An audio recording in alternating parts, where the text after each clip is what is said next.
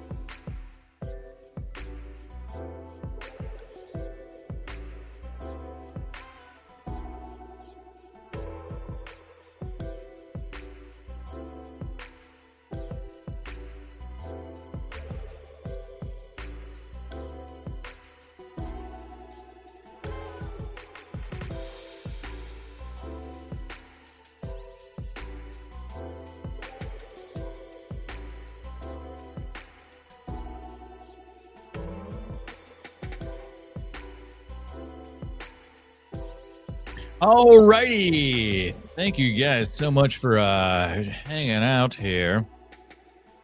Stuff is going to be changing around here awful soon. First and foremost change, if you haven't noticed, I got a new microphone.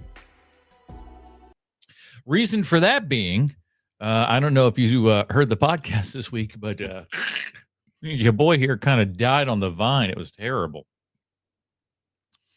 Really screwed some stuff up. We're gonna fix all that. So it's no big deal.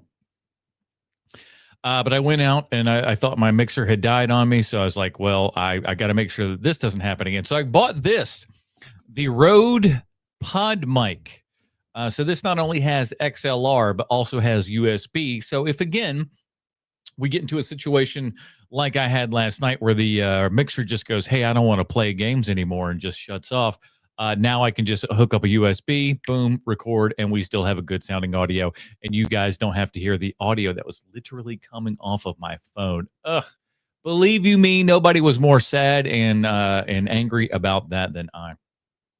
But we're back for another TikTok Trash Tuesday. I figure, hey, I gotta get this microphone because we have to come out to you, because every single Tuesday we go out to the internets here and we find movie-related TikToks. We bring them back here and we watch them, we talk about them, we review them. Thank God tonight's not going to be as big as they normally are. I think I have about half the materials I normally do, so thank God we won't be here for that long. But who knows? Maybe I'll end up on some big-ass rant, as is per my usual want. As always, before we get into everything, for the love of everything that is holy, please like and subscribe. It means everything now more than ever. More than ever. And again, we'll come up to all those reasons why very, very soon on the podcast and then on this channel as a whole. you'll see it. But your likes, comments, and subscribes are all that we got going right now. So we really appreciate that. It is, honest to God, amazing that I am paying bills with money that I make off of YouTube. And it's because of all of you glorious people coming in, checking out the awesome stuff that we do, or at least that we think's awesome. We think it's awesome. We enjoy what we do over here, and we hope you do as well. Check out my my subwoofer history video. I dropped that a couple of days ago, going through my short but interesting enough subwoofer history that has to do with home theater and all that kind of good stuff. And I'll have a final review of the SVS 5000 Revolution by the end of this week. I want to thank SVS for A, sending me that out, B, for being very patient with that review. I've been trying to put it together and a whole bunch of other stuff. But life is happening, and you guys will understand what all of this means and how it all comes together.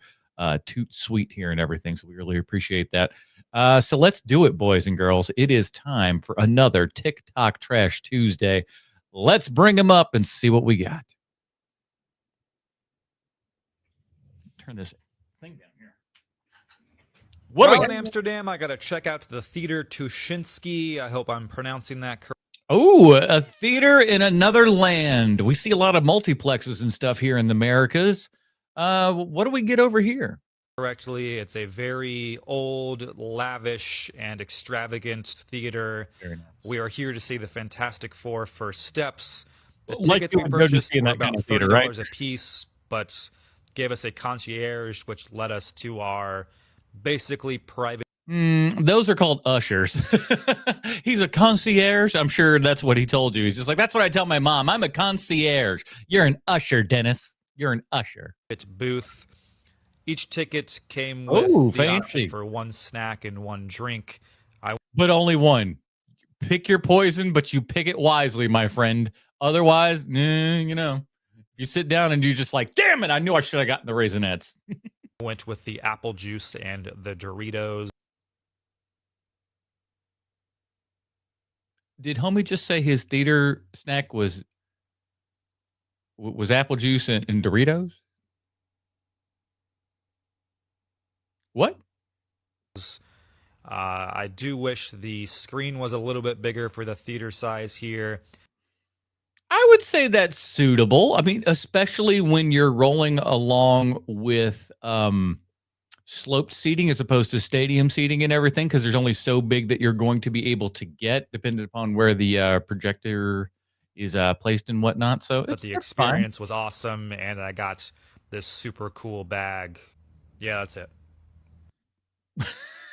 He sounds real enthused. Yeah, that was it. We saw some stuff. Things happen. Who gives a crap? Moving on.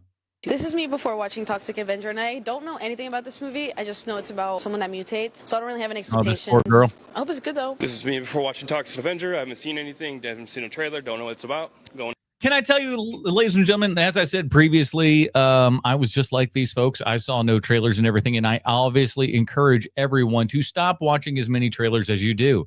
As best you want to do is maybe a teaser trailer, but after that, stop watching that. And if you can avoid that, do that as well, because it's a smart thing to do. Get away from that. Take away your expectations for what you think a film should be and allow that film to be what that film is. You building it up in your head and starting to direct a movie that you're never going to see is only going to lead to your disappointment. And Clueless, we'll see how it goes. This is me before watching Toxic Avengers, and I'm excited. I saw the trailer. I don't. Yes, she is. I don't remember it at the moment, but I know I was excited when I saw it. So we'll see how it goes. This is me before watching Toxic Avenger, and you know what this guy was doing before the screening. Honestly, I'm kind of excited. Like, it looks like a fun movie, and I like Peter Dinklage, so we'll see. This is me after watching Toxic Avenger, and it surprised me. It was so funny. It's not like the craziest plot. Like, it's not like, oh my god, this movie is like, oh my god, it's like. No, it's not your regular kind of trauma film. They actually decided to like, hey, let's make sure that we can get a plot in here and actual characters and emotions to go through. Perfect masterpiece. But it is the funniest thing I've seen in a while. I definitely recommend watching it in theaters if you want to watch something funny. But if you miss it, I definitely would still recommend watching it in streaming. It is funny. I'm going to give it a 7 out of 10. You're probably going to end up watching it in streaming because, that's just how it works these days is we go on the air for like, you're in theaters there for, maybe 2 or 3 weeks and then boom, right on to streaming. You remember when they were getting pissed that they were just like, hey man, you want to put this out 90 days? You're lucky if you get 90 days these days. It was so funny. It was just so funny, and it was really funny. If you like funny movies, go watch this. What are you trying to say to me, lady? Just you're couching in all this mystery. Can you just, spit it out for heaven's sake? Because it's funny. This is me after watching Toxic Avenger. Now I know everything. It was pretty good. Good in the sense of it was really funny. It's like an enjoyable, shut your brain off, let your brain melt. Borderline brain rot, but super. Oh, no, it is not borderline brain rot, my friend. Borderline brain rot? What? No. Super enjoyable. 6. This is me after watching Toxic Avenger, and Feel excited. I thought it was funny. I will say that I did fall asleep in some parts just because I was tired and we had a really big meal before we went in, but it was still a good movie. I was laughing. There were a lot of parts. I like when people will just be completely honest with you, even when it's not necessarily something that you asked for. It's just like, hey, I'm going to tell you this. I know I shouldn't tell you, but I got psoriasis. And you're like, do what now? And you're like, yeah, psoriasis. I'm like, what? All right. That I was like, what in the world is going on? Like, I don't know what psoriasis is, by the way. Like, that's how much I don't know about things. I'm just like, is that an itchy thing? they were so unnecessary, but they were the funniest thing. It's definitely a good movie. I do recommend seeing it in theaters because hearing other people laugh made me laugh even more. I think I'm going to have to But it also made her sleep, so, go with it. Go with God. give it a 6.25. This is me after watching The Toxic Avenger. Come on, you seem to be the biggest mark for this movie of all of them. If you don't like this movie, I'm just going to be mad. But yeah, I mean, everybody else liked it. So And honestly, this was such a fun movie. It's very rare that we get movies like this where you can just turn off your brain and just have a good time without having to think But bro, it had like a yellow tint to it the whole time. Couldn't tell you why though. too much. It's funny. It's gory. I think you're going to enjoy it. I think you should watch it in theaters, but if you don't, it's okay. Like, it's not. No, stop telling people it's okay. Tell them to get out there and actually watch a movie that's in a theater and stuff like that. Do yourself a favor, everybody. I know what your home theater looks like. It's just a shitty 25-inch television that you got in 1997 that you haven't exchanged in forever because you're cheap. Despite the fact that we live in an era, let me tell you something.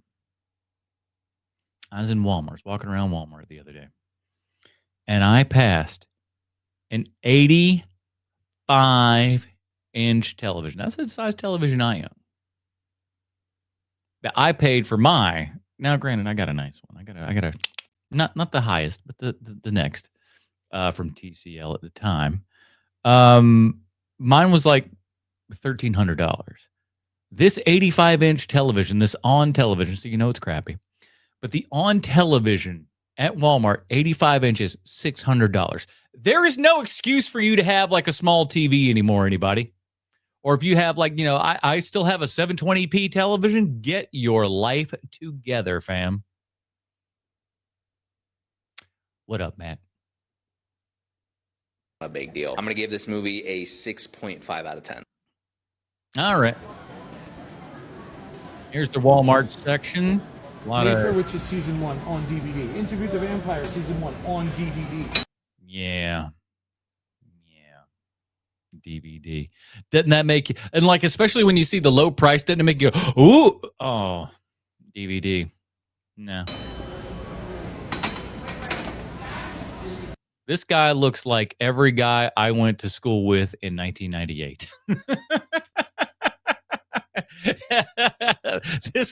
He looks like, a quarter of the guys that I went to high school with. You got your undercut. Everything going on here. Is that a City of the Living Dead shirt? I love this guy. Look, you're such a fucking waste. Wednesday, season 1 on DVD. Where's the fucking Blu-ray? Where's the goddamn Blu-ray? My theory is that people didn't bother to buy Blu-ray players. So that's why the DVDs are still the popular. Those people are stupid. I don't know that those people exist anymore. I don't think it's people have stopped. People didn't buy DVD players. I think what it comes down to is we are past the time where people are actually buying movies, and the people that are buying movies, according to at least what we're seeing here at this particular Walmart, the people that are buying movies are buying DVDs. They're buying the cheapest thing that they possibly can. So that is probably why that Walmart, at least specifically, and why would I imagine probably many Walmarts are filled with more DVDs than anything else. Do you know how hard it is to find 4Ks at Walmart? So like as much as this video looks like they're going to be complaining about them only having DVDs and not Blu-rays, be in my shoes, my friend. Be a 4K lover and try to get something at Walmart in 4K. Ain't gonna happen, my friend. I think that's part of it. But another big part of it is that DVDs are just way cheaper to produce. This is true. The plans have been there. All the stuff is there. It's cheaper. It's easier. Yeah. Blu-rays are still cheap to produce, but DVDs are still a lot cheaper to produce. Sell them for $8 for 2 movies, and fine. That's why. I mean, it's nice for value and everything like that. And if you're a poor kid that can't afford Netflix or something like that, but you got a DVD player or something for half the price of what it would cost for a month of Netflix, you can get 2 movies on DVD. I mean, that's not too bad. Or just jump over to the $5 bin over there. And there's a lot of decent stuff to be found over the $5 bin, if indeed some of your Walmarts have those. I know mine still does. People don't upgrade to Blu-ray players because the DVDs are still sitting there. Because the DVD is sitting there at $7.96, and then the Blu-ray would sit there at $15. And the sad part is most people won't really much know the difference or care for that much for that matter. And that's probably why Walmart just goes like, hey, listen, there's no such thing as the discerning customer here as far as they're concerned. So of course the people who don't care about the quality and they buy the biggest like TV with. Looks like he's ready to punch somebody on account of they're buying the wrong stuff. I know how he feels. I get it. Me too. They're fucking motion smoothing on it and shit. They don't care about quality. They don't want it to look a certain way. They don't give a fuck. His poor lady that's got to deal with this. I know because I've had girlfriends and a wife and stuff, so I understand. I occasionally still go to the movie section at Walmart. The most recent movie I picked up was Drop from earlier this year. I really enjoyed Drop. I thought Drop was a lot of fun. That was a great movie that I went into knowing literally the name Drop. I didn't even know it was about cell phones. I was like, I knew it was called Drop, and I knew it was Blumhouse. Literally, that was it. Such a great time not knowing anything. I always recommend it. I just want to watch their fucking football game or whatever. They buy a movie, they don't watch it for quality, to make it look like recreate the feeling of. To be fair though, this guy also looks like he would very much be into all kind of VHS and like really like some VHS quality stuff like that, just like it looks better on VHS, bro. Of a theater or something, and watch the movie in the best quality possible. They don't do that. And they don't do that in the theater either, my friend. That's not why they're buying movies. They're buying them to sell at the gas station to crackheads. They're buying them just, here, this is cheap. This is cheap, and that's not on streaming. No, that's a good argument. Hi, just in case you were confused, I'm the villain, which means that sometimes I do bad things. How movies should be according to TikTok. But that doesn't mean the person who wrote me thinks those bad things are okay, though. Psst, we're about to engage in something called satire, which means that there may be references to real-life, troubling events repackaged within a fictional setting for the purpose of comedy or commentary. Is that okay with you? No, I get triggered from it. If you mention something that's real and you equate it to something that's funny, I get scared. And when I get scared, I get stabby. No. Yeah, man. People are bananas. It is just like, it's like it's like the people ask, pardon me, my gosh, hold on. It's like the people asking Tarantino about all the violence and cursing and racial stuff in all of his movies and everything. It's just like, I'm not saying these things. I'm not doing these things, but these things do exist. They exist in movies and stuff, and you need to just kind of get on with it and everything. And it's like, it's not all the end of the world, everybody. Remember, I'm playing a character, not actually being myself, just in case you forgot. Don't worry, no one who has contributed to this piece of media in any way has ever done anything wrong in their entire life. This is what I think most people need to understand, is that the majority of people in Hollywood are not your friends. They are not people that you should look up to. They are not people that you should admire or want to be like. Perhaps you want to be as rich or maybe famous or something along those lines, but you don't want to be like these people. They're genuinely horrible people. Don't want to be like the people in Hollywood. It's stupid.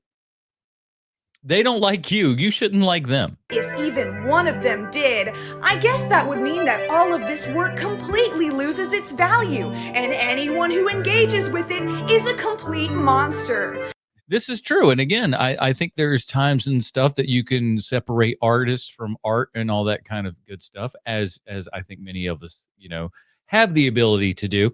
And that's what to me was funny about, like, there was this conversation with our good buddy Jamal, who I will not feature back on TikTok Trash Tuesdays unless it's something wild and crazy, because most of his stuff is just wild rage bait. One of those rage bait ones was, he said that Beyonce is better than Michael Jackson. Can you believe that?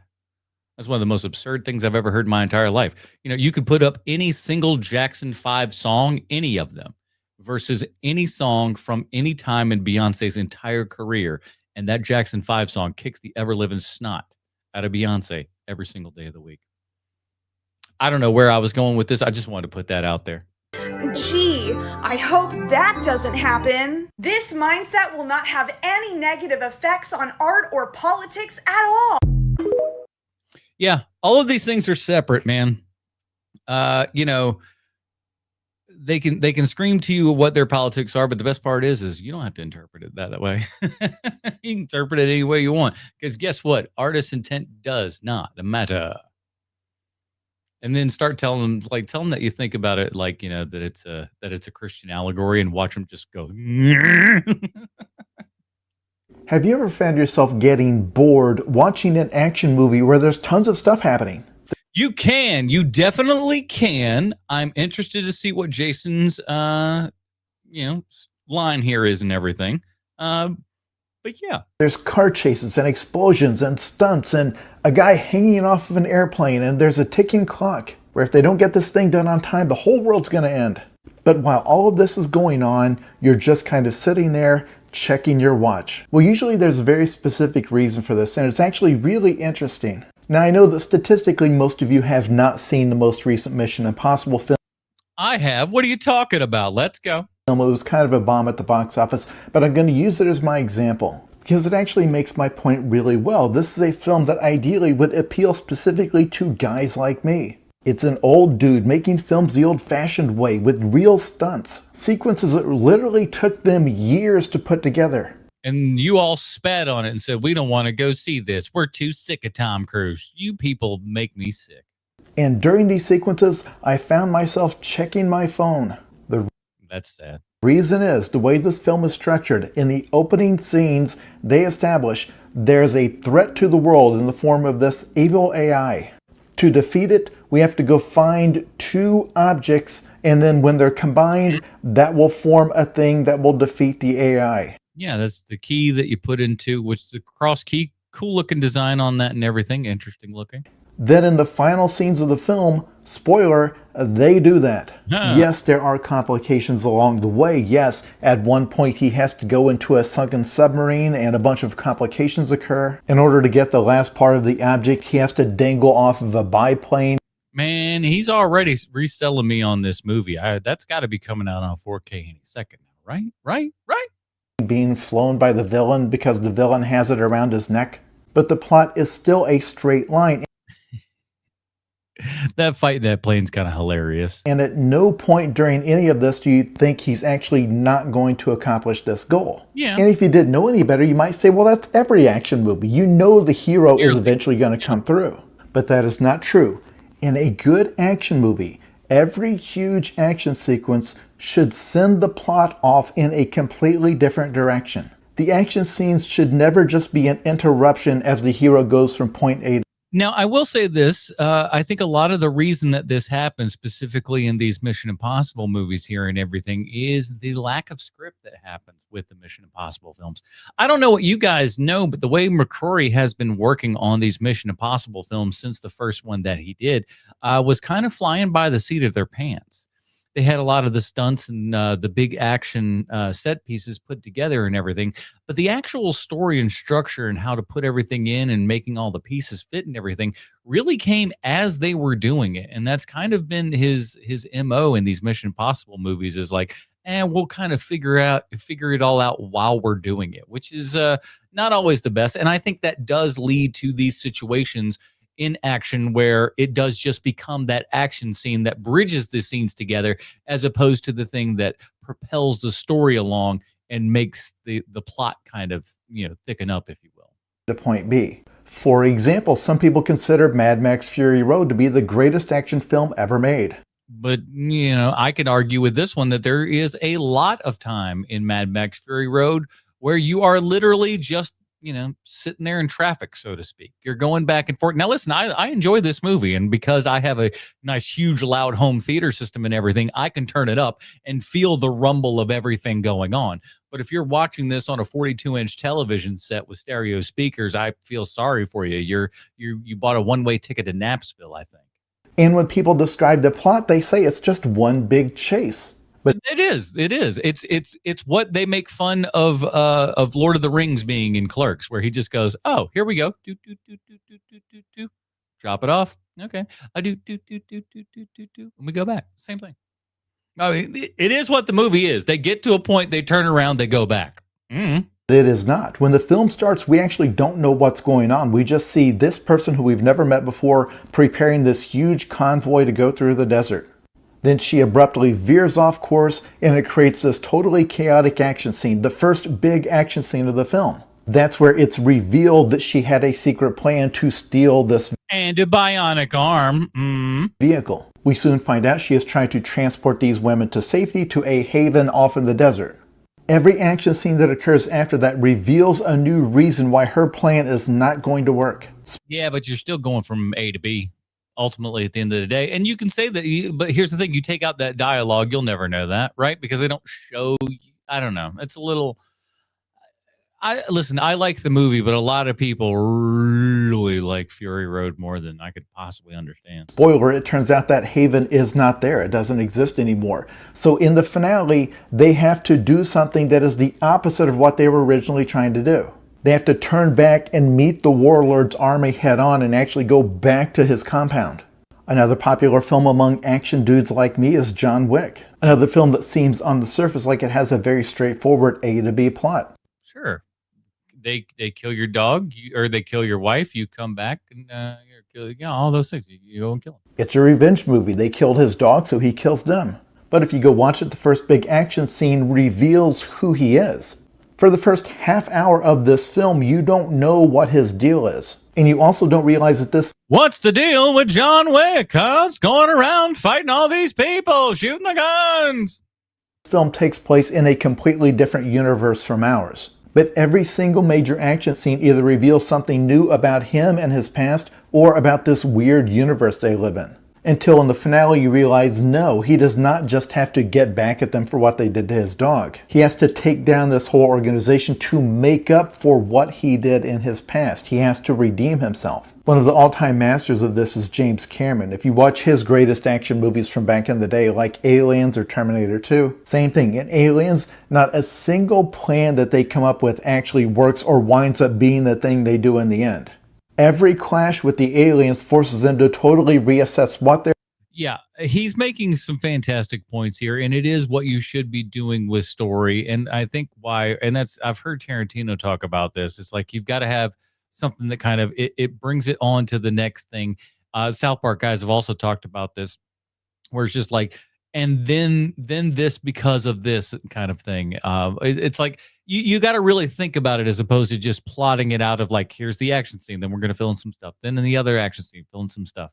They're doing and how they're doing it. The main antagonist of this film, the alien queen, they don't even know it's there until most of the way through the film. He does the same thing with Titanic, which becomes an action movie the moment they hit the iceberg. But for the first, I don't know, hour and a half of the film, the protagonists think they have one goal, which is to run away together. And get laid, baby! And her evil fiance, Cal, and society in general is going to be the antagonists. And then it's like, oh, wait, no, the ocean is the problem.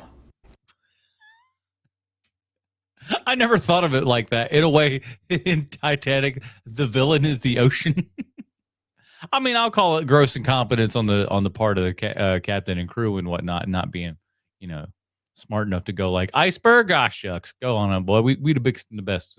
We fine. It's so masterfully constructed that every time I watch this movie, I'm shocked when they hit the iceberg. In my mind, that is always the difference between a good and bad action movie. No matter how much money they spent or how hard they worked on the stunts, if your movie has put the audience in a position where they already know what's going to happen and they're just patiently waiting for it to occur, your movie is doomed. What are you talking about? There was only 8 of those movies. Hey, listen, he makes a good enough point and everything, but I still like those movies for what they are and what they were. Music critics used to be mean, and then they got nice. This sucks. Okay, but before we go on here, I need to address some things.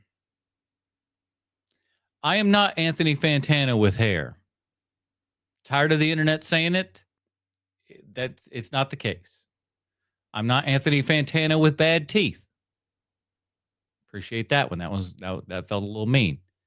I might be as close as you possibly can. Maybe movie Anthony Fantano. I might take that one. But I am not Anthony Fantano with hair. Y'all got to stop. Y'all got to stop saying that stuff. Okay, appreciate it. Sucks. This sucks. This sucks. And I kind of thought like maybe I should do this with movies. This sucks. This sucks. This sucks. This sucks. I don't know what most of those are, but I'm going to agree that they suck, even though I do know that a good bit of music that Anthony likes, I absolutely hate. So, you know. This sucks. This sucks. This sucks. This sucks. Sure. This sucks. Why not? This sucks. Okay. This sucks. That's probably not good. This sucks. I think that's terrible. This sucks. Okay, sure. This sucks. What is that? This sucks. This. Where's the Evanescence album? This sucks. Oh, isn't that sweet? Lucky for you, I don't know who Anthony Fanta is. Isn't that nice? Thank you. That makes me feel good. I've seen Fury Road twice when it came out and a recent group watch. Listen, I think it's probably a great group watch. What's next? We have breaking Saw news. Oh, thank God. Thank God. I have been waiting for some Saw news. It's breaking. Let's find out. We know the official reason why Saw 11 was canceled.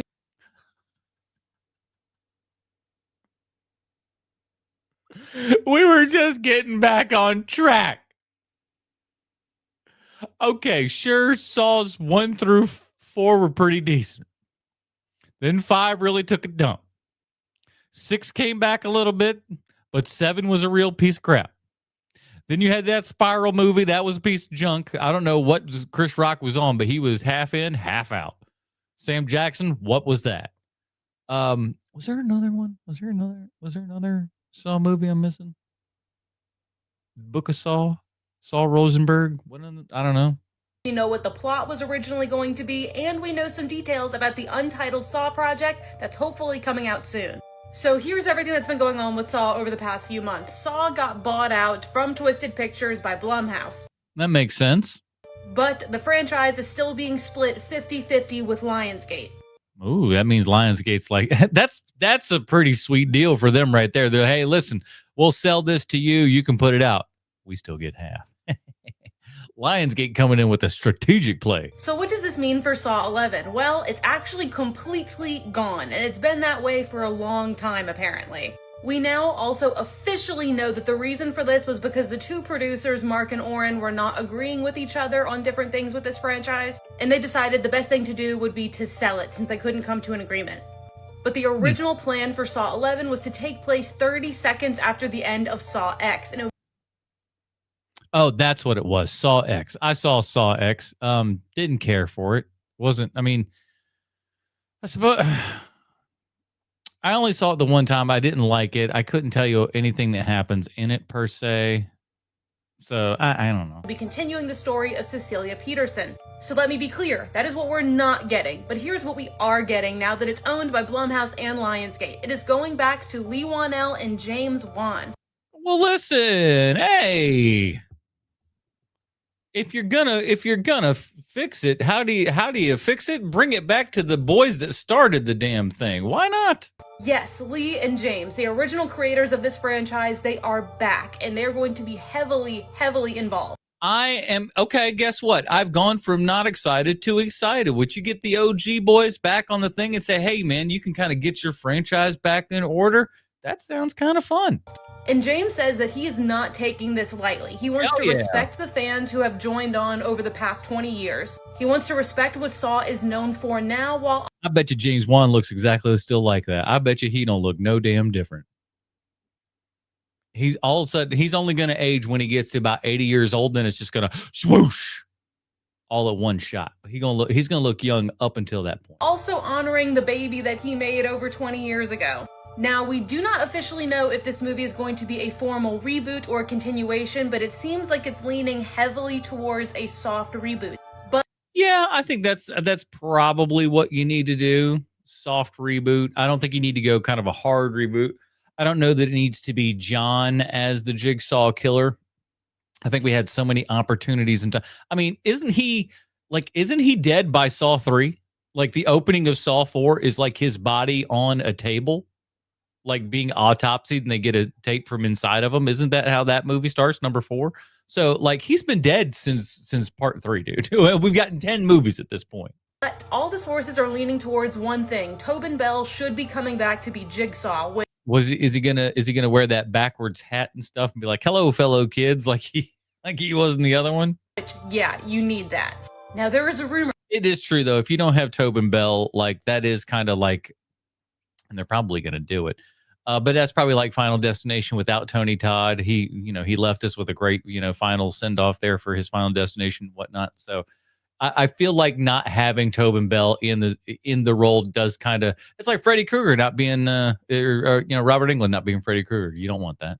That I almost don't even want to say because it's completely unfounded, but I've just seen whisperings of it, so I have to talk about it. There are whispers that a certain character from Saw 1 who is locked up in that bathroom might be coming back, and played by Lee Wanell. Yeah, because I guess he never really got out at the end, did he? I gotta go back and watch that film. Well, it's official. We What? finally entered the realm of something that I think has been coming for the last few years. Weapons, the cinematic. Could you have put this in a shittier font? The cinematic straw that broke the camel's back. Okay. Sorry, I couldn't read that far with the little. It's that not a good color, my man. With the release of Weapons and its popularity. I'm glad this guy is hella topical. But hey, listen, I'm here for a weapons critique or something. Let's see what we got. We now have officially entered the realm of cinema review brain rot. What? Congratulations, everybody. You better have something other than this little statement, my friend. We've done it. Oh, Jesus. Of course. Ladies and gentlemen, I do not watch all of these ahead of time. I can never always vouch for their quality or what they will actually state or add to the conversation here. Sometimes it's great stuff. Other times it's slop like that. So it is what it is. Ever tried watching a movie without knowing a single thing about it? Almost constantly. Didn't you hear the video earlier? I was talking all about it, man. Go see movies knowing as little as possible. That's my blind movie challenge for you. No trailers, no reviews, no spoilers. You just go in blind. Every Friday I'll announce a new movie for you to watch, and then No, so you announced them? I don't think so. I think I'll go and watch things myself. Why do I trust you, my friend? Next following Friday, I will be back with the spoiler review. All right, bitch. What's your one this one? Come on. Want to play along? This week's challenge is the main inspiration for Tarantino's Kill Bill. City on Fire? 1973's Lady Snowblood. Okay. Oh, Kill Bill. I thought he said Reservoir Dogs. I'm sorry. You can watch this. That's where my brain went because that's kind of like the automatic one that like every kind of like kind of film nerd goes to and everything like that. It's just like, oh yeah, did you know that Reservoir Dogs was actually City on Fire? They're not the same movie. Shut up. It's on Max, by the way. But join me again next week for that spoiler review. And yes, I've seen that movie. It is good. I own it on the DVD somewhere. Woohoo, Tucker and Dale. Yeah, I saw my ex-wife and I ended up naming our dog Tucker on account of his name was Tucker when they gave it to us. And we were like, we need to come up with another name because we didn't like Tucker. We thought that was a stupid name. and we just couldn't. We couldn't agree on another name and everything. And then Tucker and Dale versus Evil came out. We're like, all right, Tucker kind of works. That's kind of that'll be the reference point, and that kind of makes the dog name okay. I lost that dog in the divorce. And join me later today for the spoiler review of last week's challenge, Palm Springs. Thank you so much, and I hope to see you again soon. Bye. All right. Hey, this video is probably going to make a lot of you guys angry with me. Jeff, I'm angry with you already. What are we talking? That's not true. I'm not angry at Jeff. But I wanted to share some of my hot takes on movies because these have come up in comments and even in person sometimes with people. And I just thought it would be fun, not taking it too seriously, to throw out some of my opinions that you'll probably find pretty unpopular. Listen, I'm here for crapping on unpopular opinions. And honestly, cheering them sometimes. So you never know. You never know. Number one, I don't think The Shawshank Redemption is even a top 50 movie of all time. Oh, I like this. I like this. Shaking the coconut tree to see what comes out. I applaud you. Jeff. Good job. You could convince me it's top 100. I know its significance, but people that say it's the greatest movie ever made or put it in the top 10, I just can't get behind it. I agree. I agree wholeheartedly. Honestly, don't even think it's the greatest Stephen King movie. I would put The Shining in front of it. Disagree with that. I think Shining's probably the worst Stephen King movie. I would put Carrie in front of it. I'd put Carrie in front of it for sure. I'd put The Mist in front of it for sure. I don't put it. It's better than Green Mile. We know that. I would put Green Mile in front of it. In a similar vein. No. It ain't better than Green Mile. Well, it is better than Green Mile. It's not better than Green Mile is what I'm saying.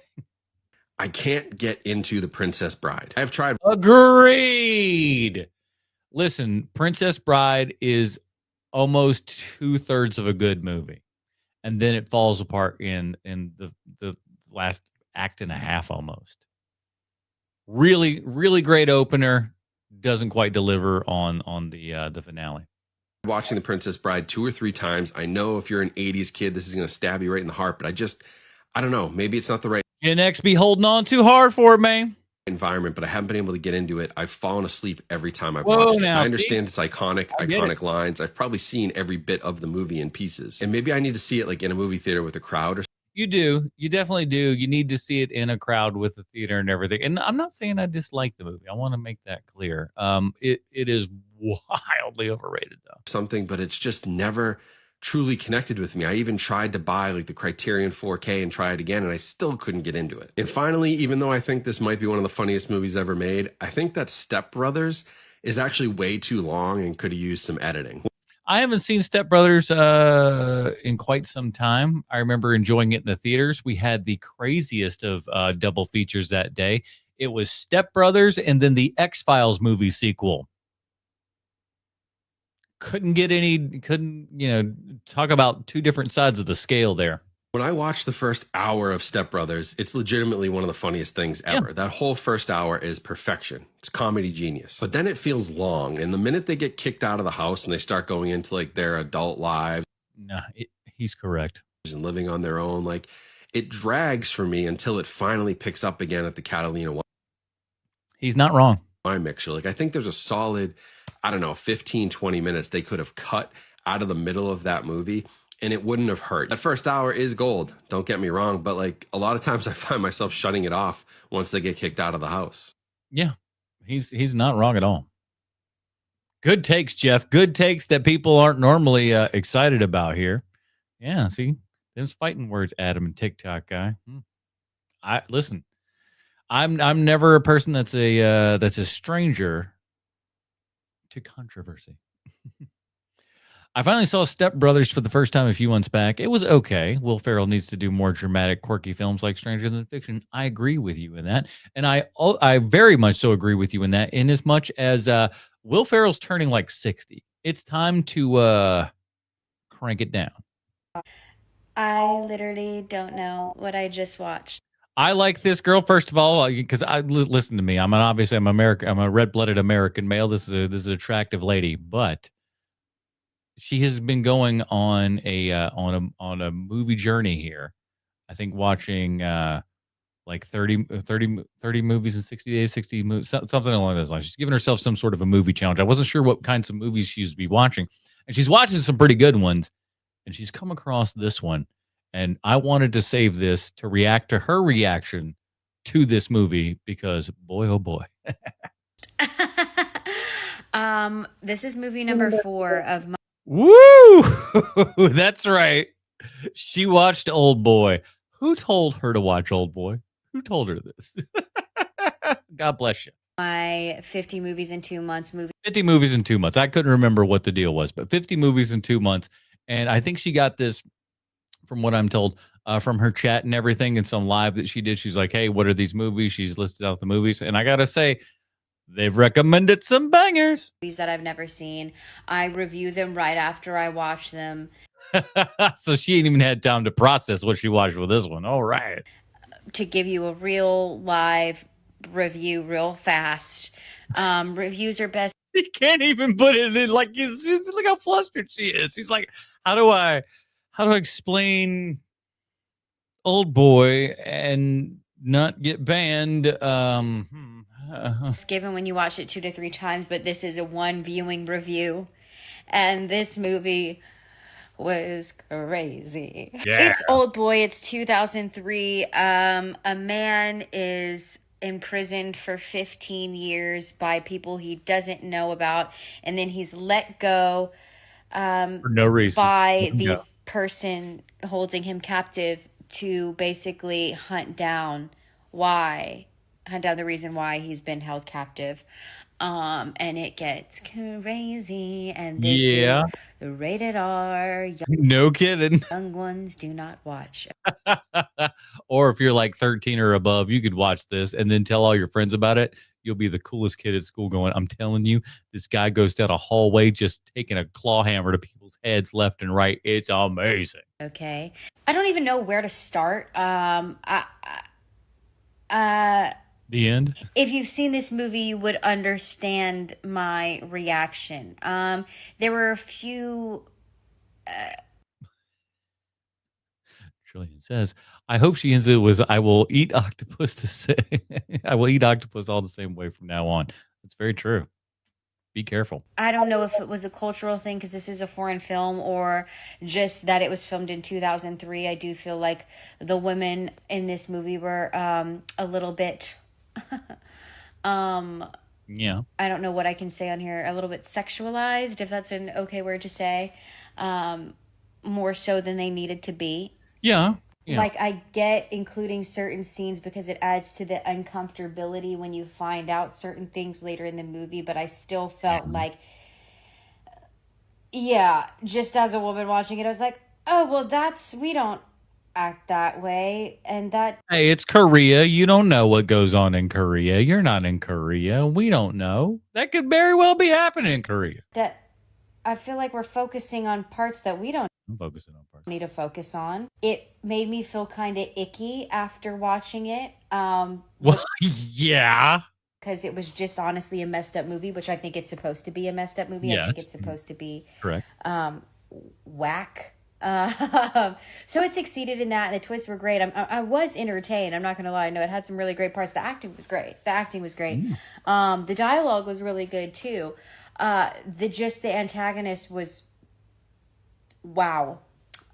Really cray, and did something really dark. It was just dark. The actions in here were just dark and messy, and Come on down and watch Old Boy. It's a heck of a good time. And I still just don't know how to feel about it. I definitely know I won't be watching this one again. What? Again. But not because it was horrible, but also I don't think that anyone can just watch this movie at the same time. I could see giving it a higher rating back when it first came out, but maybe because I've watched so many things since it's come out, like similar things have been done. Like what? So I'd probably give it a 2.5 out of 5 stars. Okay. Out of 5. I thought we were going out of 10 for a second. I was like, holy shit. Okay. All right. That's a little better. Letterboxd, and probably a 6.5 to 7 out of 10 on IMDb. I don't really want to talk much more about it, but that's my opinion. Why? Because it's not super fun. And Hey, listen, man. I think everybody should watch Old Boy at least once, and you may not want to watch it again. Hey, do you guys want to watch the re-release of Armageddon sometime? When you're the only female film bro.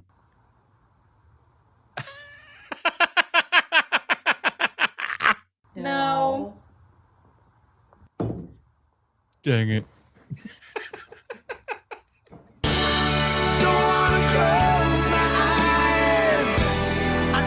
I'm going to mute that. I'm going to get in trouble.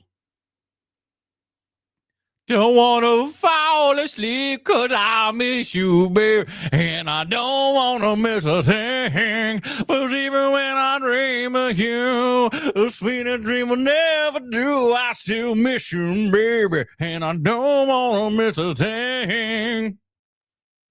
There you go.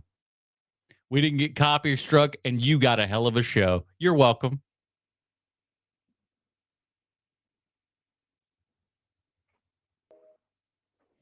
I'm about to watch The Godfather. I'm about to watch The Godfather For the first time ever.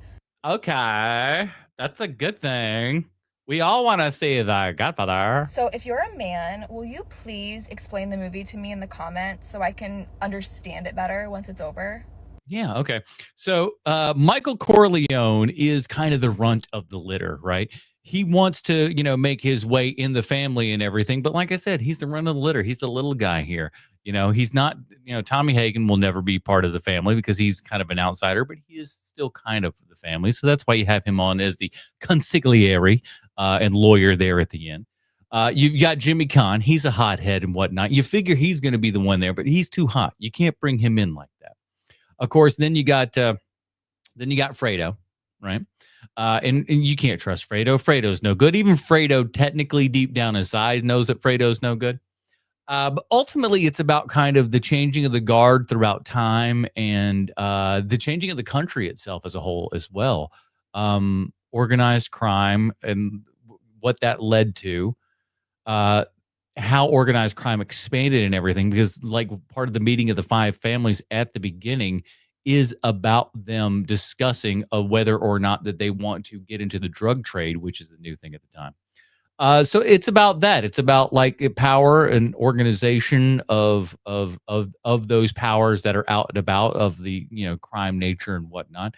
And it's about a son stepping up and filling the role in the mantle of his father, who was not the greatest of guys, and learning that you need to sometimes do awful things in order to protect yourself, protect your family, and do the things that you feel like you need to do for those people.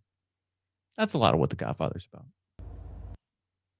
Something I think the internet has ruined about modern movies is that we never get what I call the cast surprise. Amen, my friend. 110%. I am tired of seeing movies or hearing about movies when we know everything that's going to happen in them. We know who's going to cameo in them and stuff like that. What an ultimate day wrecker, bro. When these fancy people show up in movies and stuff like that, when they're wildly unannounced, how fun is it? How much fun is it when you don't know that a celebrity or somebody, some special cameo showing up and they pop in out of nowhere?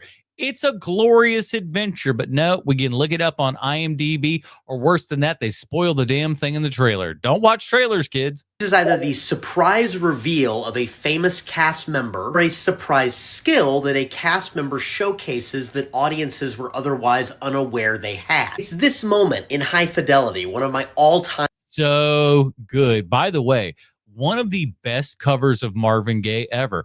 He's doing it. He's going in Jack Black style, but he's never really truly going over the top in the way so many Marvin Gaye karaoke performances can go over the top and go just like down a road of like, it's too much. Jack Black rides that line with proficiency in High Fidelity. My favorite movie moments. Kathleen Turner Overdrive.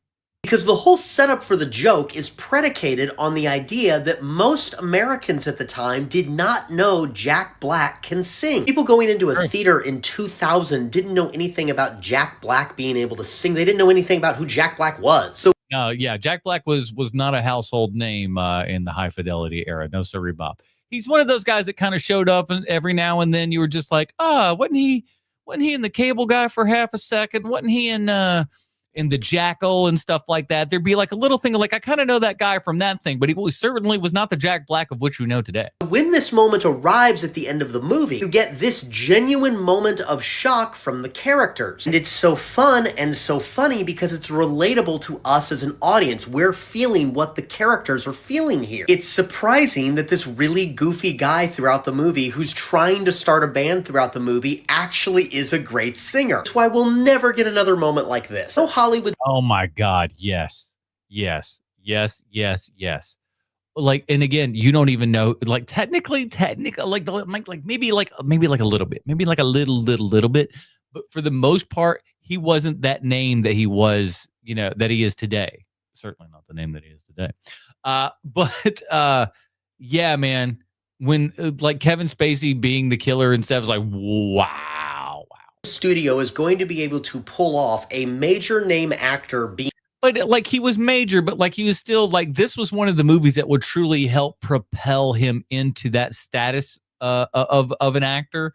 Like he'd done plenty of things, don't get me wrong, but like this was the movie that kind of like threw his reputation just out the wazoo with this one. The killer in a serial killer movie without the audience already knowing that. In the 90s, you could just not put Kevin Spacey's name on the poster and not put him in any of the promotional materials. And boom, his reveal like an hour and a half into the movie was shocking and cool. That's why this, in the age of the internet, didn't work. Damn right. It sucked ass. We knew it was coming. It was all there. And in order to sell tickets, they had to tell you what was going to happen in it. Only for you to go to that theater, watch the thing, and then be like, yep, that's the thing that they showed us. It's like when I went to see Paul Blart Mall Cop 2. It was me and a dad and his kid in the theater, and that was it. I sat behind these guys, and I watched this duo, this father and son duo, watch all of Paul Blart Mall Cop 2 and not laugh at all the entire time until the end of the movie, where Paul Blart is like flirting with a lady cop on a horse. The horse kicks him and smashes him into a car that's parked on the side of the street, and he flops down. It's all CGI and pretty crap.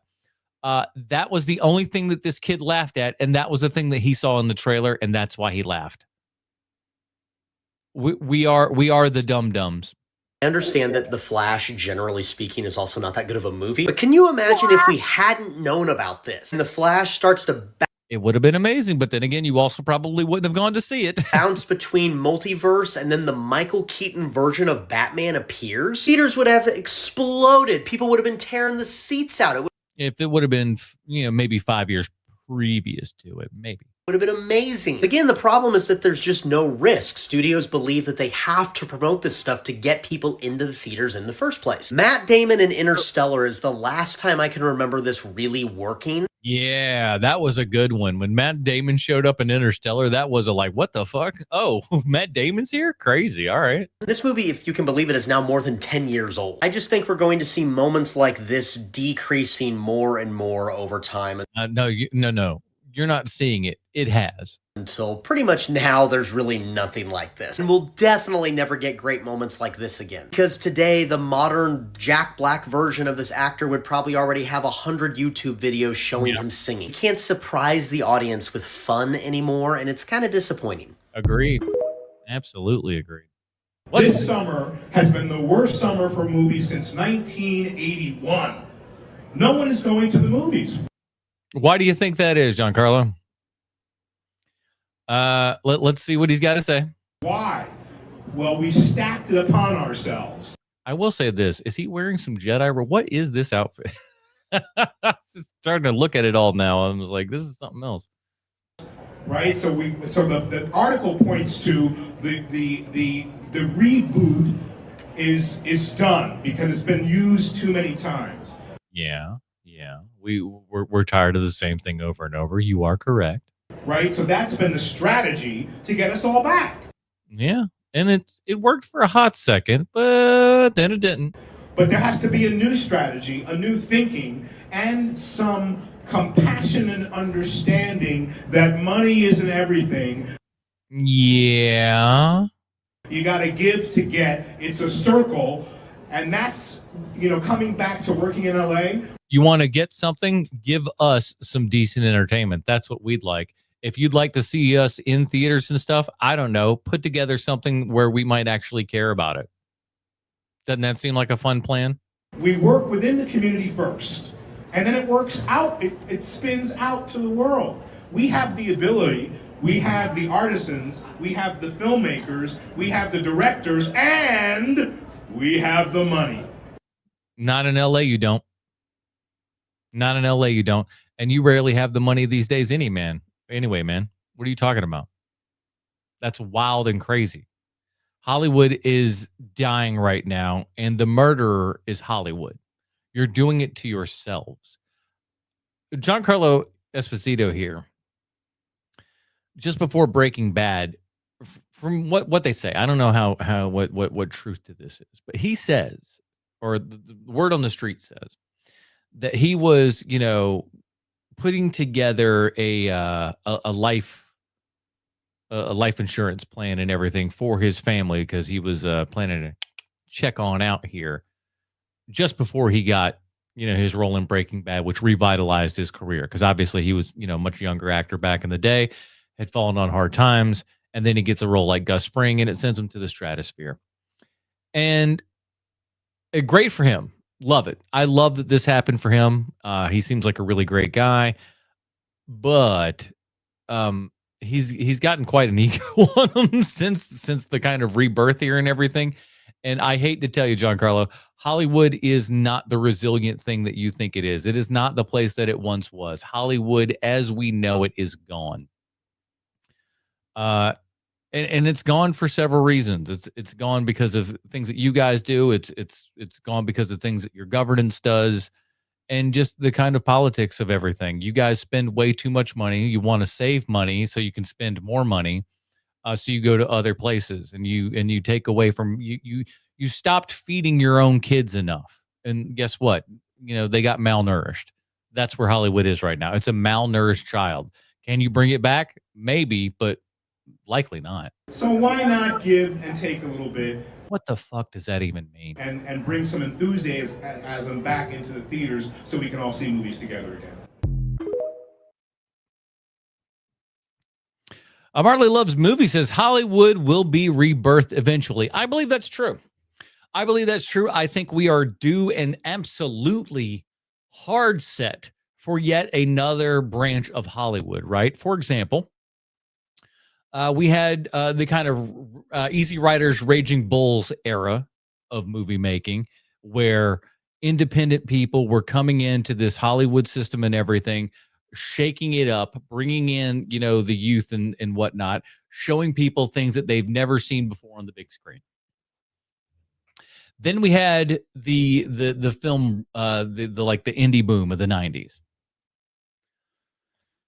Once the indie boom of the 90s came in and everything again, cheap, interesting filmmaking being done by, young people, by people who, don't have two sticks to rub together.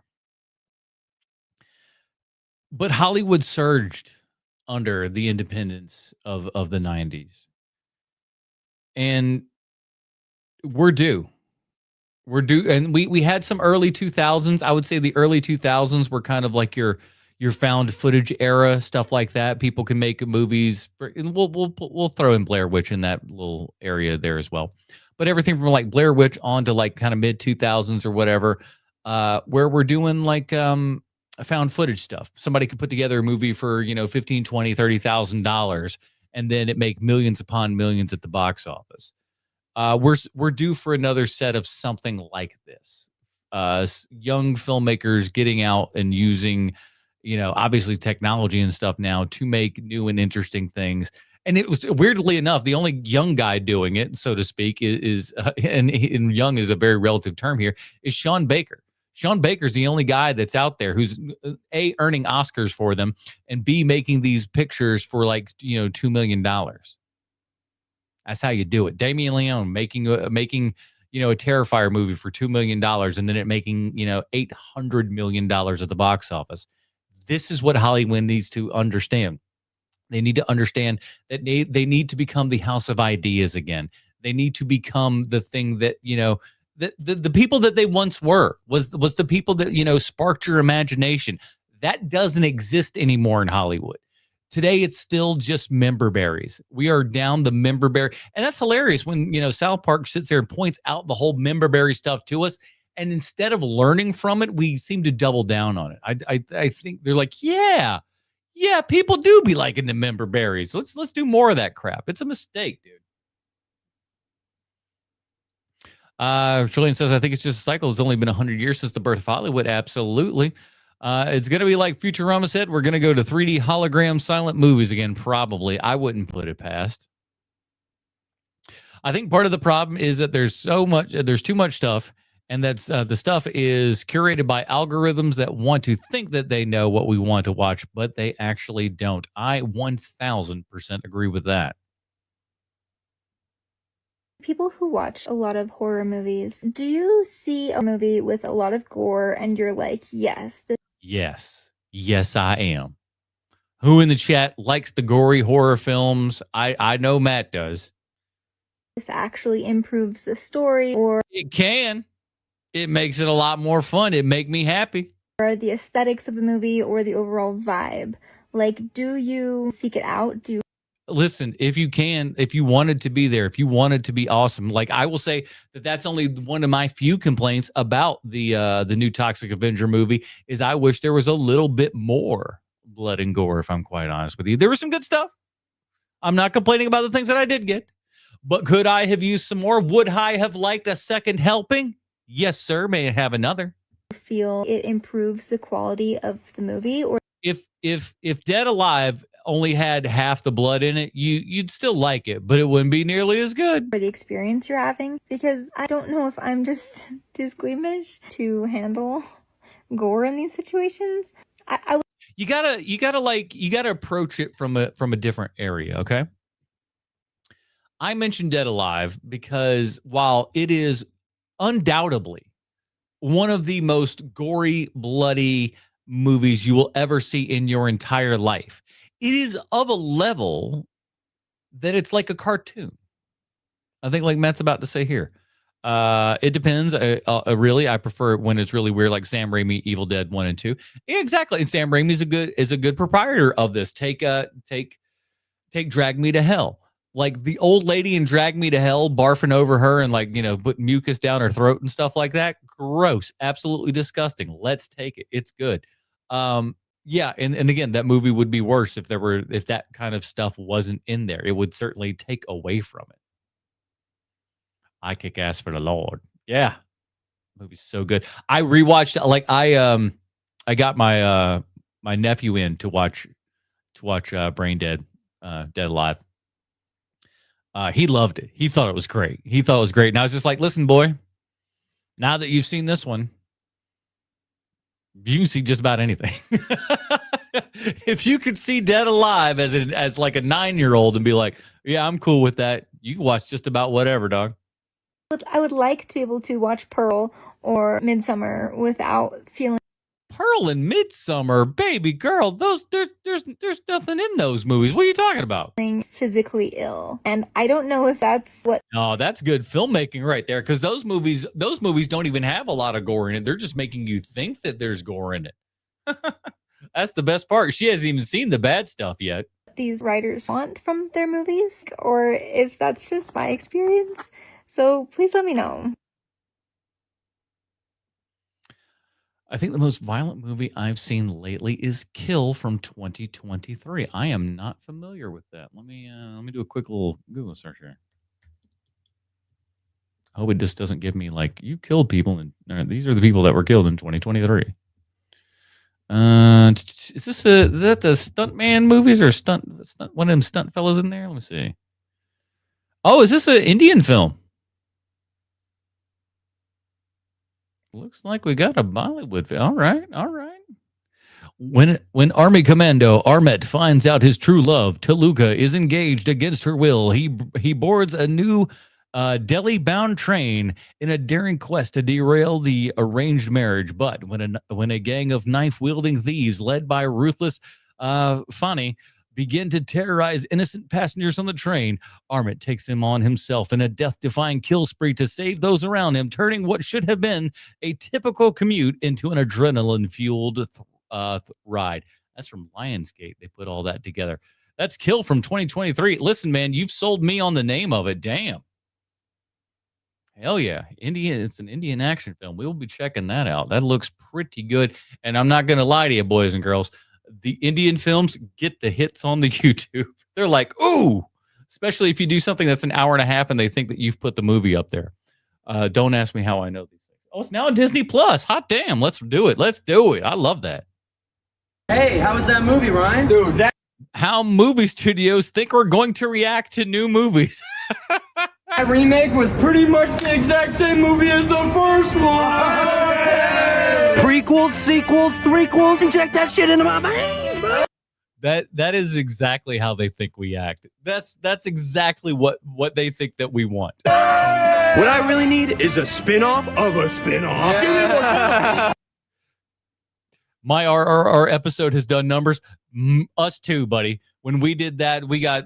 I think we've got damn near a million views on that video, unmonetized, which is like the real dagger in the heart of all of that. But yeah, man, they loved it, and we got into a fight with all the people from India. Wrote us letters saying, "Hey, yeah, there's tigers in India. Shut up." The Fantastic Four only works if you do it 4 times. That's what they want from you. That's what they want. That's why it's called 4. That's why you need 4. Let's take that animated movie and make it live action. No, bro, get this. Let's take the live action movie and make that shit animated. Oh. I mean, these guys ain't missing. Oh my God! Guys, look! No way! Freakier! It's freakier than the first one! Yeah, I know! Sven, what's wrong? I'm just scared because I saw a trailer for an original IP. No, don't worry, Sven. Original IP is just a remake that hasn't been remade yet. That's a good way to think about it. Yeah. Oh, okay. Yeah, I like that. That's good. There will be sequels. I feel like I was in the boardroom. Wait. You've said that before. I feel like I was in the boardroom. Wait. We've made this exact video already. Yeah, that's because this is a sequel. No, I mean, it's a remake. It's a remake, right? Whoa! Didn't see this one coming. Well, if it's a remake, then where's Joel? Joel wanted too much money. God, why are we doing this? Because the first one did so well. We're supposed to be dunking on them. We're just like them. I like this guy's little look and everything here. The mustache, the shortness, the hair, all of it. It's just like everything together is like a perfect little character. I love this guy. Because it works. Well, whose fault is that? It's us. Oh, that's freaky. That's silly. You don't go from animation to live action and back to animation. You go from animation to live action to puppets. And then sometimes you make those puppets do sex stuff. Saw that in that sex puppet movie. You know what I'm talking about? This video is for Evil Dead fans. I'm an Evil Dead fan. I don't know that I would say I'm a fan of this mustache, but we'll rock with it. It you know, for a guy asking an Evil Dead question, it's all starting to add up. But let's roll. Only, so if you're not an Evil Dead fan, you can just go ahead and get out of here. Yeah, don't get out of here. We don't have many people in the chat, so I just, please stay. Oh, heavens, I didn't even see the ears. Okay, so I'm going to show you my collection of Evil Dead. Well, this could take forever because I don't know what you know about Evil Dead, but they've re-released that bad boy about a bajillion times. I was introduced to these films really young, so they are super nostalgic for me, and I absolutely love everything they've done with it so far. So even the Fede Alvarez movie. We'll start with my movies. The Evil Dead DVD Ultimate Edition. Evil Dead Blu-ray Steelbook. That's a nice looking. Evil Dead 2 DVD. I got that one. Evil Dead 2 on Blu-ray. Army of Darkness on Did I have it in that cover? No. DVD. The 4K Ultra HD Blu-ray Steelbook I like of Army that. of Darkness. Evil Dead 2013. I do like the Fede Alvarez. Evil Dead Rise. On DVD? Ew. That better have been on sale. And the complete series of Ash vs. the Evil Dead. Right, I have a couple collectibles, and then I'll show you my video games. So, outside of the shirt that I'm wearing, I have a homemade Necronomicon. I have this Palisades Army of Darkness playset. Huh. And then we have Good Ash, and back behind it with the autograph. What is one movie that you would want to get the Muppets treatment?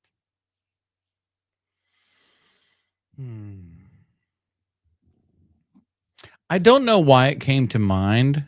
It shouldn't be. I don't know how much it would add to it, but an odd bit of that would be Interstellar is the first movie that came to mind. Why, I don't know. I gave up on the Book of Evil. Yeah. It's no, you trust me. There's a bajillion of them. You don't need to worry about all that. Bad Ash. But it's still Good Ash. Just the better one than that thing.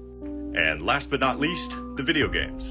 We have Evil Dead Hail to the King on PS1. Evil Dead A Fistful of Boomstick on PS2. All these were just checks to Bruce Campbell, just going like, all right, I'll say all those lines again. Sure, how much? Good deal. Evil Dead Regeneration for PS2. And this has a terrific performance by Ted Raimi.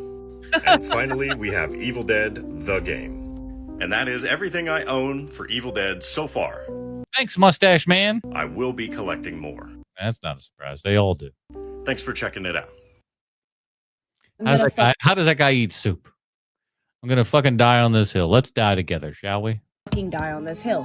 Anakin should have not been let into Force Heaven. What do you mean you get to kill Tusken children and more children in the Jedi Temple, and then the Force Heaven's like, come here.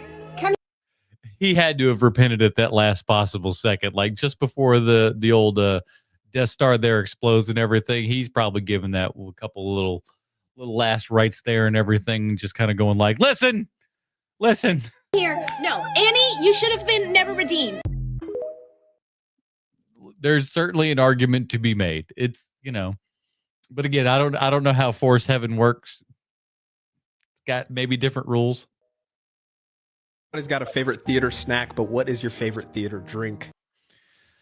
Listen, I'm just going to tell you right now, there's only one answer for me. I can do other things if I got to, but let's be honest, the answer is the go-to answer for all of these things. It's the default Diet Coke. Diet Pepsi, blow it out your ass. Try to give me something, you got like a Diet Dr. Pepper in there, maybe? I did a survey that just included myself, but here are the top. Hey, at least he's got a good audience. Top 5 movie theater drinks. We have a Sprite. Listen, I like a Sprite. I think a Sprite is good.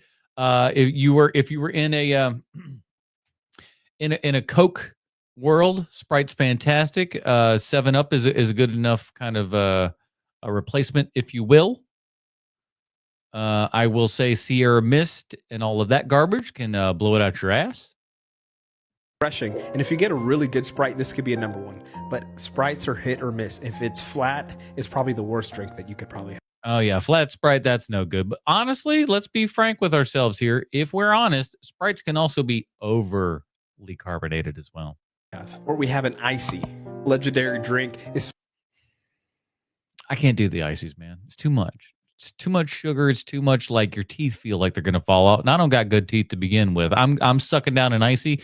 Bad news bears. Especially the blue raspberry flavor. Coke Zero. I'll allow Coke Zero as a flavor up there. That's nothing wrong with a good old fashioned Coke Zero for you. Drinks another sip of A&W root beer. I wanted to have a big kind of root beer shootout, if you will, with a whole bunch of different root beers. The best root beer I ever had. The shopping, the grocery store doesn't exist anymore, but a Lowe's grocery store put out this root beer. It was their store brand root beer.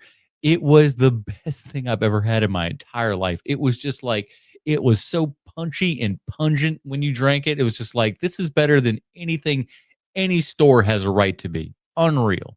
and then the store closes and go out of existence, and the root beer's gone. Boo-hoo. Nothing else will beat this. Drink when you're 10. Y'all, there you go. Thank you. No one wants to be talking about no damn Starry. Starry can blow it out their ass.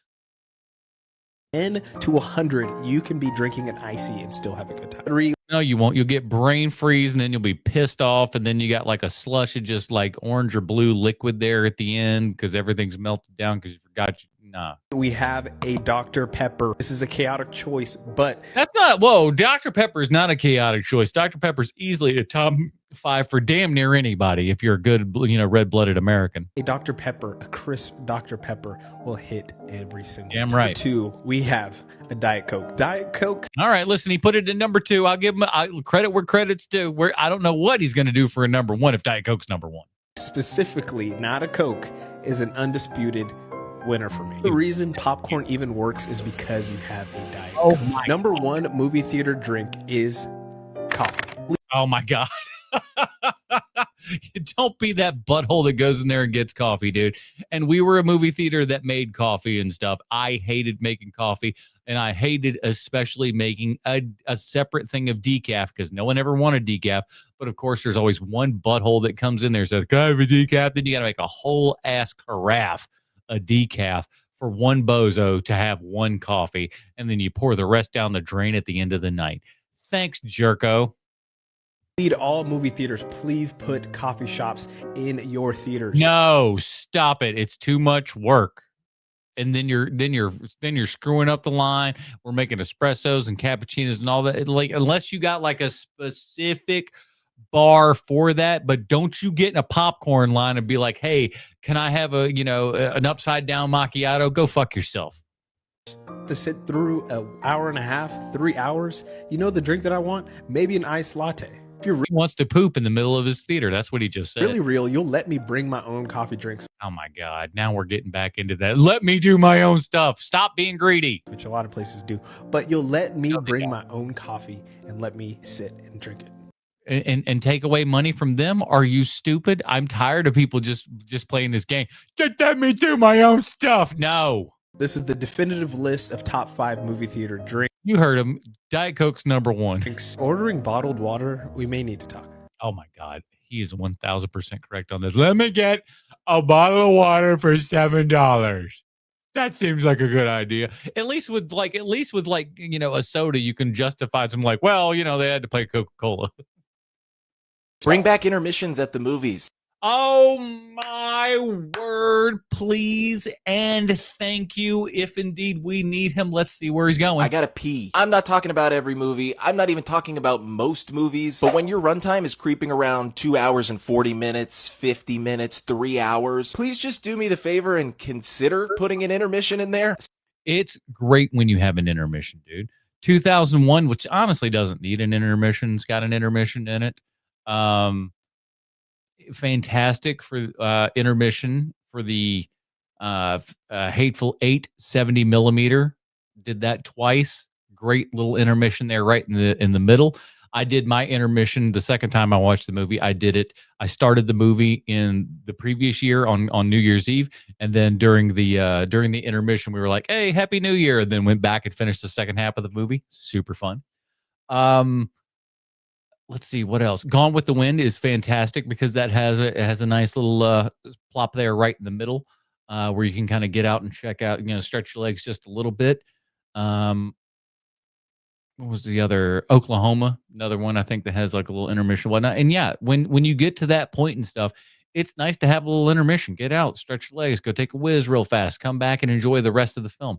Like I said, I don't think 2001 needs it. The more I think about it, the more it's just like it kind of interrupts the flow of the film. But he might not talk about this, but I think we also need, or maybe not need, but could maybe use a little overture sort of stuff. 2001 had an overture.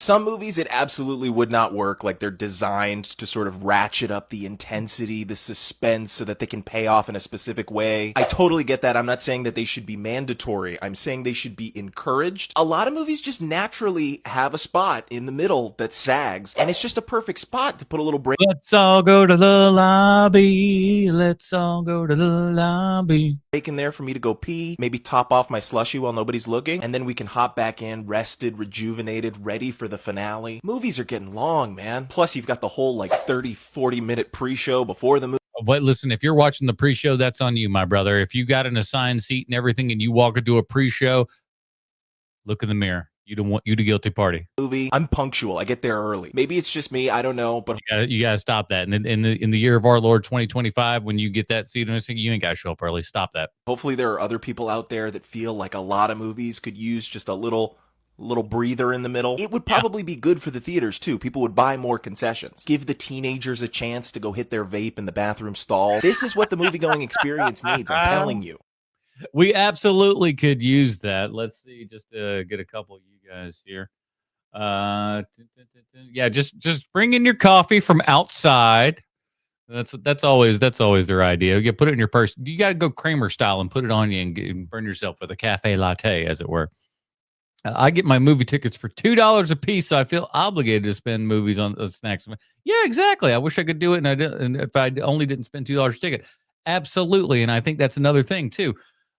The reason I say we need to get people back in theaters is lower prices for both tickets and concessions. People will be apt to go to the movies more, and all of a sudden we're going to see the business go up, up, up. But you guys want, short-term money and short-term time. You don't want to put in the work for it. It's hella stupid. He has a weak bladder. Just say it. Sometimes we've got a weak bladder, but listen, I'm not going to sit here and say that I have a weak bladder, because I'll tell you this much right here and right now, my friend. I saw the extended editions of Lord of the Rings back to back, all 3 in a row in the theater, same day. I have done that on 2 separate occasions. And you know how many times I got up during those films to use the bathroom that had 0 intermission in the middle of each movie? There was an intermission after each movie. But in the middle of the movies, no intermission whatsoever, 0 bathroom times. And we had free refills on Coke the entire time. That's how, listen, no bladder here, but if you want to give me a little breaky poo every now and then, I ain't gonna be mad at you. Just pop down to get yourself some adult diapers and stay in your damn seat. Don't miss a thing. Be a movie going whiz. I sit through Nicole Kidman ad because she's my queen. Didn't they say they were going to do another one of those a while back, and they ain't done one yet? Listen, I understand that, but if at least if you've got a ticket and you've got an assigned seat there and everything, what are you talking about? Ouch. Yeah, I saw it twice. I'm a big fella. And you know what? The theater around me very often enough will put the Lord of the Rings on the big screen and stuff. But the unfortunate part is they only do one a day, and then for 3 weeks, they're just we'll do it this day, and then this week, and then this week. And then you've seen all 3, and I'm like, I don't want to do that. I want to do it all in one day. Give me 12 hours of Lord of the Rings or piss right off. That's all I'm saying. And all I'm saying is I have had a fantastic time with you lovely people here this evening. And I'd like to thank you for hanging out for yet another TikTok Trash Tuesday. Thanks for talking in the comments and everything, keeping things lively. Really appreciate that. Make sure you hit that like button on your way out if you have not yet. We really appreciate that. And remember, we have got a podcast that we do every Sunday evening at 8 p.m. Eastern, where we get on and talk about movies. And in the month of September, we are doing space movies. That's right, boys and girls. Next Sunday, live, we are doing Muppets from Space. That's right. The Muppets, they did everything, and they also went to space. So we're going to be covering that. So do us a big old giant favor and hit that like and subscribe button. We really appreciate you hanging out and everything, man. That is it, everybody. We'll I gotta get to sleep here, and we're starting the whole thing tomorrow. But I promise you, we have so much big news coming for you guys when it hits. When I'm able to tell you the things that we're going to be able to do on this channel, come very, very soon. It's going to be super exciting. That is it, everybody. We shall see you next time. Oh, that's the. Let's play this one.